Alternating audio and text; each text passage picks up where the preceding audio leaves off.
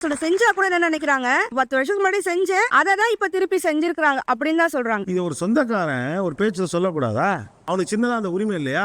இடம் வாங்குறேன், நான் வாங்குறப்போ அந்த இடம் 10 லட்சம் ரூபாய், எனக்கு ஒரு 2 லட்சம் ரூபாய் நான் வந்து எங்க சொந்தக்காரங்க கிட்ட கடன் வாங்குறேன். 10 வருஷம் கழிச்சு அந்த இடம் வந்து 1 கோடி ரூபாய்க்கு போகுது. அந்த மதிப்பீடுக்கு வேலிடேட் பண்றாங்க. இப்போ 1 கோடி ரூபாய் உனக்கு சொத்து இருக்கு, அன்னைக்கு நான் அதுல 2 லட்சம் ரூபாய் உனக்கு கொடுத்துருக்கேன், இப்போ அது 20 லட்சம் ரூபாய் ஆயிருக்குன்னு சொல்லும் போது நம்மளுக்கு போட்ட பங்கு இருக்குன்ற போது அங்க நம்மளுக்கு வந்து மனசுல ஒரு நெருடல் வருது. நான் எவ்வளவு வளர்ந்த பிறகும் கூட நான் கடன்பட்ட ஆளுங்கிறது கடைசி வரைக்கும் டிராவல் ஆகுது கூடவேங்கிறாங்க. கண்டிப்பா அந்த இடத்துல வந்து சொந்தக்காரவங்க சொல்லுவாங்க, எப்படி சொல்லுவாங்கன்னா, என்னால வளர்ந்தாங்க, நான் நினைச்சிருந்தா இப்படி இடம் வாங்கி இருந்திருக்கலாமோ, நான் நகை சேர்த்து இருந்திருக்கலாமோ அப்படின்ற ஆதங்கம் கண்டிப்பா வெளிப்படதான் சார் செய்யும். ஒரு மேல ஏறி ஒரு மனுஷன் வந்த பிறகு அவனோட பிற்கதைய பேசுறது வந்து அந்த சிச்சுவேஷன்ல இருந்து அனுபவிக்கிறவங்களுக்கு தான் அந்த வலி வந்து தெரியுது. இப்ப நான் உங்களை என்ன கேக்குறேன், அன்னைக்கு உங்களுக்கு கடன் கொடுத்து உதவுனாங்கல்ல, இப்ப இவங்க நலிவடைஞ்சிருக்காங்க, நீங்க நல்லா இருக்கீங்கல்ல, இவங்களுக்கு நீங்களா போய் செய்வீங்களா?